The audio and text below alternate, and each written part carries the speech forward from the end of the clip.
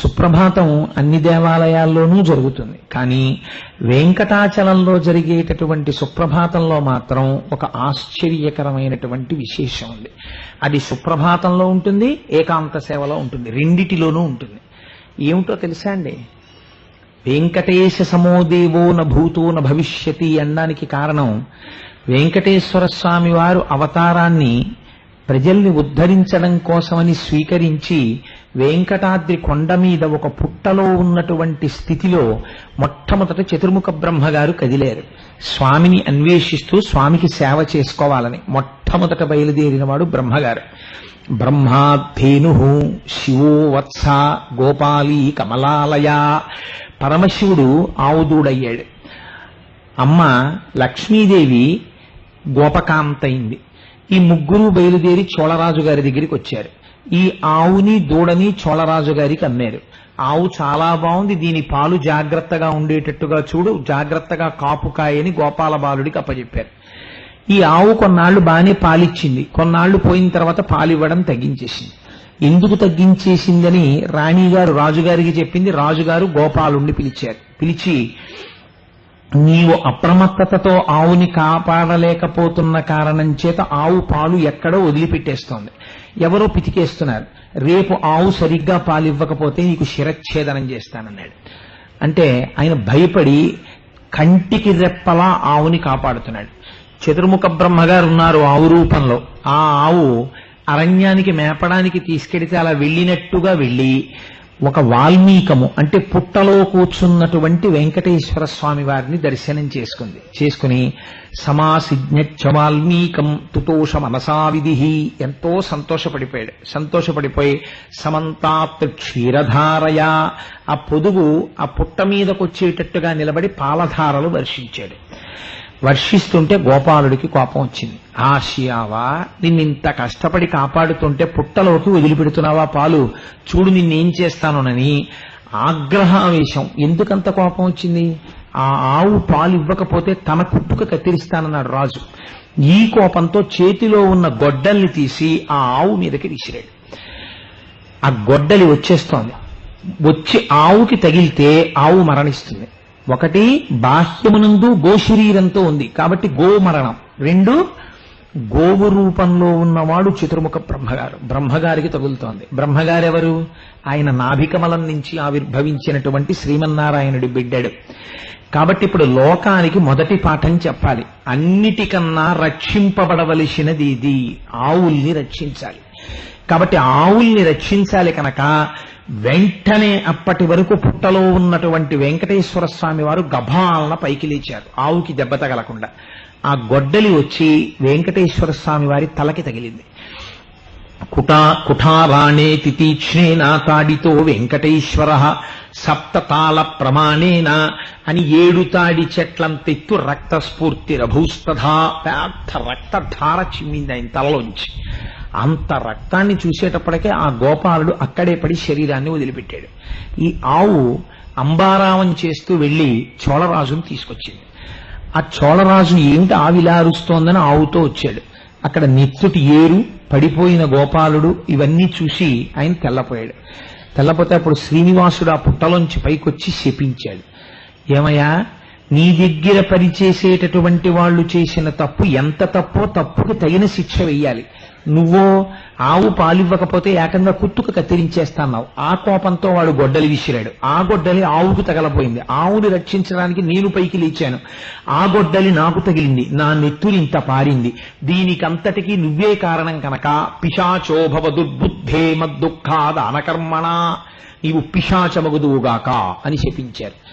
అప్పుడు పాపం ఆ సువీరుడనబడేటటువంటి రాజు ఆయన కాళ్ల మీద పడి ప్రార్థన చేశాడు. అయ్యో, నా తప్పే ఉంది మహాప్రభో, నన్ను మన్నించండి అని. సరే, నువ్వు మళ్లీ వెళ్లి స్వామి పుష్కరిణిలో స్నానం చేసిన తరువాత నీ పిశాచ రూపం పోతుంది. పోయి నాకు పిల్లనిచ్చేవాడిగా ఆకాశరాజుగా నువ్వు ఉత్తరోత్తర జన్మిస్తావని వరం ఇచ్చారు. ఆ కారణం చేత ఆయన పిశాచ రూపాన్ని వదిలిపెట్టాడు. ఈ గోపాలుడు ఎవరైతే పడిపోయాడో ఆ గోపాలుడికి స్వామి ఒక గొప్ప వరం ఇచ్చారు. ఈనాటి నుంచి నేను ఏడుకొండలవాడన్న పేరుతో, వెంకటేశ్వరుడన్న పేరుతో, వెంకన్న అన్న పేరుతో, గోవిందా అన్న పేరుతో జనానికి పలుకుతాను. కానీ సాధారణంగా ఎక్కడైనా ఏ దేవాలయంలోనైనా భగవంతుని యొక్క మొట్టమొదటి దర్శనం ఆయన వాహనంది. శివదర్శనం చేయవలసి వచ్చిందనుకోండి, ముందు దర్శనం నందీశ్వరుడిది. విష్ణు దర్శనం చేయవలసి వచ్చిందనుకోండి, గరుడుడిది మొదటి దర్శనం. కానీ ఒక్క వెంకటాచలంలో మాత్రం మొట్టమొదటి దర్శనం ఎవ్వరికీ ఇవ్వరు. సన్నిధి గొల్ల అని ఆనాడు పడిపోయినటువంటి గొల్ల జాతికి చెందినటువంటి వారి వంశంలో వారు ఒకరు వచ్చి సన్నిధి గొల్ల అన్న పేరుతో వారు మొదటి దర్శనం చేస్తారు. అది స్మరించడం, దాన్ని ఒక్కసారి చూడడం, ఒక్కసారి అలా మనం చూసినట్టయితే స్మరణాత్ సర్వపాపఘ్నం, మన పాపాలన్నీ పోగొడుతుంది. అందుకే రేపటి రోజు జరిగే సుప్రభాతం మామూలుగా జరగదు ఇక్కడ. రేపు మీరు 4:45 ఖచ్చితంగా ఇక్కడ ఉండగలిగితే సెకండ్స్ తో జరుగుతాయి కార్యక్రమాలు. 4:45 వెంకటాచలంలో ఎలా బయలుదేరతారో ఇక్కడ కూడా ఒక గొల్లవారు బయలుదేరతారు. ఆయన చేతిలో ఒక కాగడా పట్టుకుని ప్రధాన అర్చక స్వామిని నిద్ర లేపడానికి వెడతారు. నిద్ర లేపడం అంటే అప్పటికి వారు నిద్ర లేచి ఒక్క వైఖానసులకు మాత్రమే వెంకటేశ్వర స్వామి వారికి అర్చన చేసే అధికారాన్ని శ్రీ వెంకటేశ్వరుడు ఆ రోజుల్లో అధికారం ఇచ్చాడు విఘనస మహర్షి యొక్క సంతానానికి, అనుసరించిన వారికి. అందుకని అంటే నా ఉద్దేశం వెంకటాచలాది క్షేత్రములలో. అందుచేత ఇక్కడ కూడా మనకి పక్కనే ఉన్నటువంటి రామాలయంలో ఉన్న అర్చక స్వామి ఈ 7 రోజుల కార్యక్రమానికి మనకి ప్రధాన అర్చకులు. రేపటి రోజున సన్నిధి గొల్ల కాగడా పట్టుకుని 4:45 మేళతాళాలతో వారింటికి వెడతారు. వారింటికి వెళ్ళగానే వారప్పటికి స్నానం చేసి సంధ్యావందనాది కార్యక్రమాలు పూర్తి చేసుకుని సిద్ధంగా ఉంటారు. మీరు అక్కడ నుంచి చూడొచ్చు. స్వామి ఆ సన్నిధి గొల్ల కొంతమంది కార్యకర్తలు టీటీడీ దేవస్థానం తాలూకా ఆఫీసర్స్ గా వ్యవహరిస్తారు. వారు ఆ అర్చక స్వామిని తీసుకుని వచ్చేటప్పుడు కాగడా పట్టుకుని ఆయన వస్తూ కేకలు వేస్తారు. ఆ సన్నిధి కైంకర్య పరులు విజయం చేస్తున్నారు, తప్పుకోండి తప్పుకోండి అంటారు. అంటే ఆ సన్నిధానంలో వెంకటాచలంలో రేపు స్వామి ధ్రువమూర్తి యొక్క తెర తీస్తారు.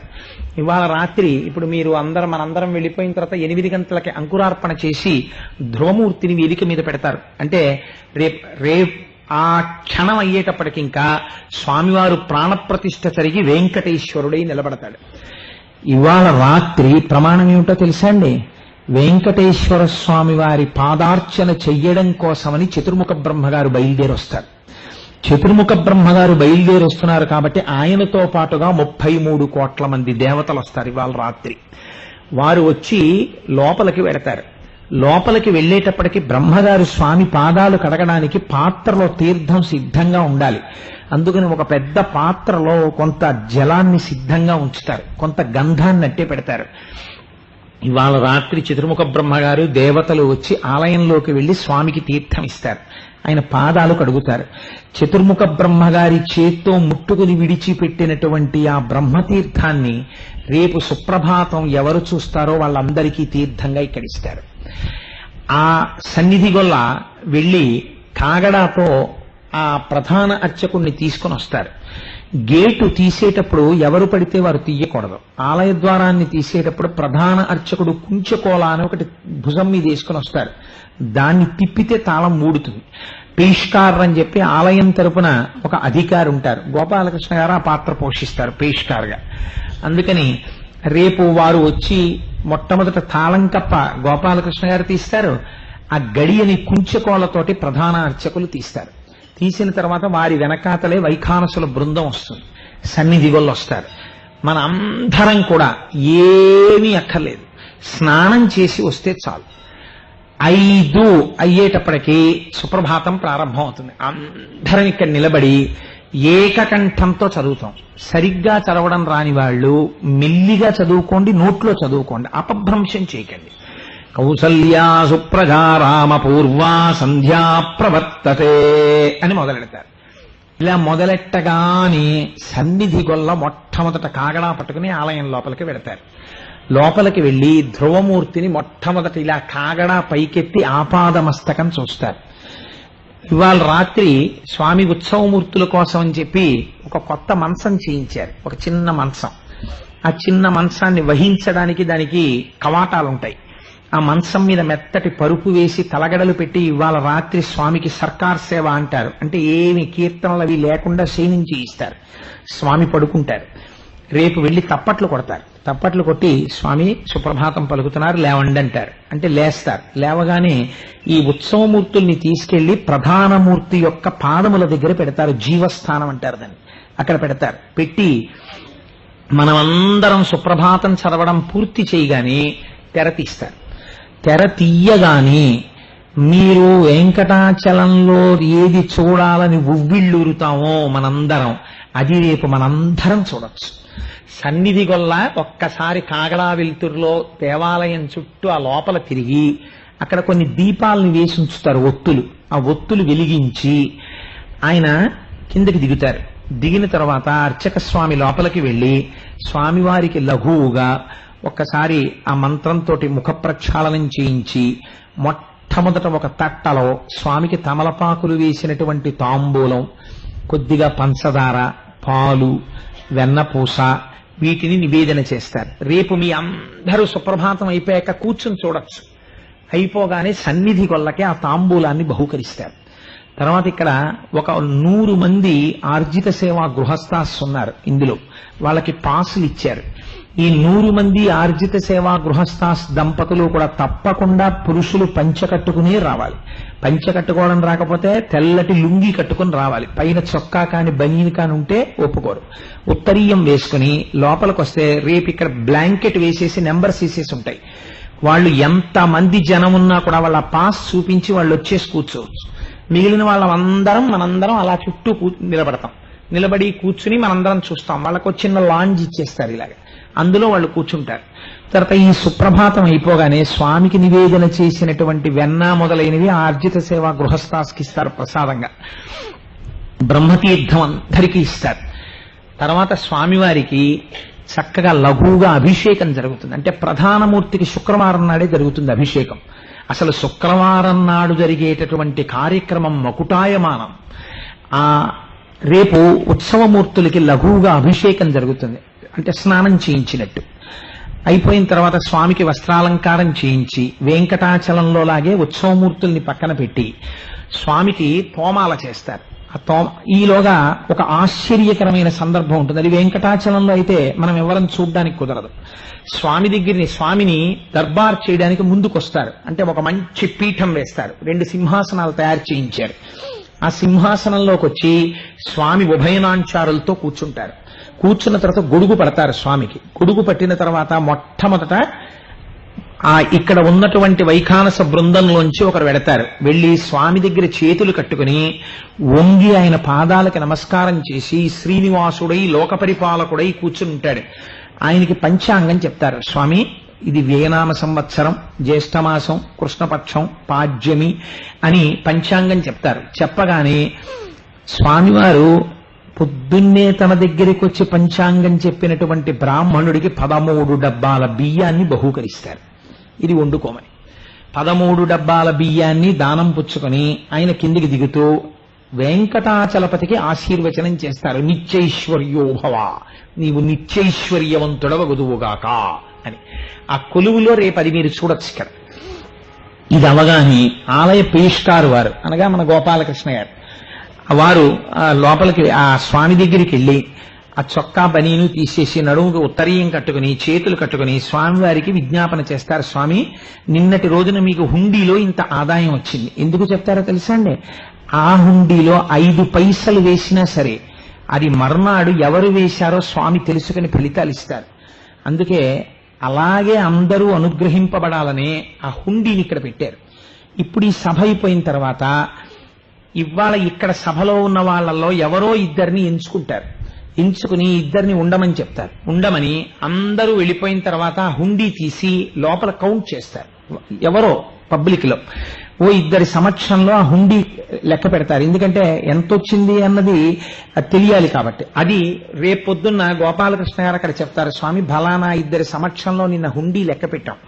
లెక్క పెట్టినప్పుడు నీకు నిన్నటి రోజున ఇంత డబ్బు వచ్చింది, అలాగే ఆర్జిత సేవా టికెట్ల మీద నీకు ఇంత డబ్బు వచ్చింది అని చెప్తారు. చెప్పి పేష్కారు వారు కూడా కిందకి దిగిపోతారు. దిగిపోయిన తర్వాత స్వామికి తోమాల జరుగుతుంది. తోమాల అంటే తోళ్ అంటే తమిళంలో భుజాలు. స్వామివారికి భుజాల మించి ఇలా కిరీటం మించి భుజాల మించి మాలలు వేలాడతాయి. రేపటి నుంచి ఇక్కడ స్వామివారికి ఎంతంత పొడుగు ఎంతంత మాలలు తయారు కావాలో అన్నన్ని మాలలు ఆయా సమయానికి కట్టేసి సిద్ధం చేసేస్తారు. ఆ బుట్ట పట్టుకుని దాని మేళతాళాలతో ధ్వజస్తంభానికి ప్రదక్షిణ పురస్సరంగా తీసుకొస్తారు. తీసుకొచ్చి అందిస్తే చక్కటి మంత్రాల మధ్యలో మనందరం కూర్చుని చూస్తూ ఉండగా సుప్రభాతం అయిపోగానే మూల విరాట్ దర్శనం ఉంటుంది. ముందు సువాసినులు, వెనక మిగిలిన స్త్రీలు, ఆ వెనక పురుషులు. ముందు సువాసినులు దర్శనానికి వెడతారు. అందరం దర్శనం చేసుకుని మళ్లీ కూర్చోగానే అభిషేకం తోమాల జరుగుతాయి. తోమాలు అయిపోగానే స్వామికి అర్చన జరుగుతుంది. తులసి దళాలతో స్వామి పాదాలకి వెంకటాచలంలో ఎలా జరుగుతుందో అలా నామాలు చెప్తూ అర్చన చేస్తారు. అర్చన అయిపోయిన తర్వాత ఒక్కొక్క రోజు ఒక్కొక్క విశేష పూజ ఉంటుంది. స్వామివారికి రేపటి రోజున సోమవారం కాబట్టి విశేష పూజ జరుగుతుంది. విశేష పూజ ఉత్సవమూర్తులకి చేస్తారు, మూల విరాట్కి చేయరు. అందుకని ఉత్సవమూర్తుల్ని ముందుకు తీసుకొచ్చి రేపు చూద్దురుగాని ఎంత వైభవోపేతంగా ఉంటుందో ఆ విశేష పూజ. చక్కగా అభిషేకం చేసి గంధపు ముద్దలు పెట్టి పసుపు ముద్దలు పెట్టి అలంకారం చేసి వస్త్రం కట్టి అందరికీ దర్శనమిస్తారు. ఆ విశేష పూజా కార్యక్రమం అయిపోగానే మనందరికీ ఉచిత ప్రసాదం కింద వెంకటాచలంలో లాగే లడ్డూలు బహూకరిస్తారు. చక్కగా లడ్లు తీసుకుని మనం ఇంటికి వెళ్ళిపోవచ్చు. మరీ ఎండెక్కకుండా మిమ్మల్ని పంపించేస్తారు. మళ్ళీ సాయంకాలం ఇది వెంకటాద్రి సమం స్థానం బ్రహ్మాండే నాస్తి కించన వెంకటేశ సమోదేవో నభూతో నభవిష్యతి. తాను విసిరినటువంటి గొడ్డలి తగిలి పడిపోయాడని తన వాహనం కన్నా కూడా మొట్టమొదటి దర్శనాన్ని ఆ గొల్లవారికి ఇచ్చారు స్వామి. ఎంత అనుగ్రహమూర్తో చూడండి. రేపు సాయంకాలం ఖచ్చితంగా 5:45 అయ్యేటప్పటికీ స్వామికి వసంతోత్సవం జరుగుతుంది. ఇక్కడ వేదిక మీద స్వామికి వసంతం పోస్తారు. వసంతోత్సవం జరిగినప్పుడు వెంకటేశ్వర స్వామి వారు అన్ని సేవలలోకి ఎప్పుడు చాలా ప్రసన్నుడై ఉంటాడంటే ఆ వసంతోత్సవం జరిగినప్పుడు చాలా ప్రసన్నుడై ఉంటాడు అని శాస్త్రవాక్యం.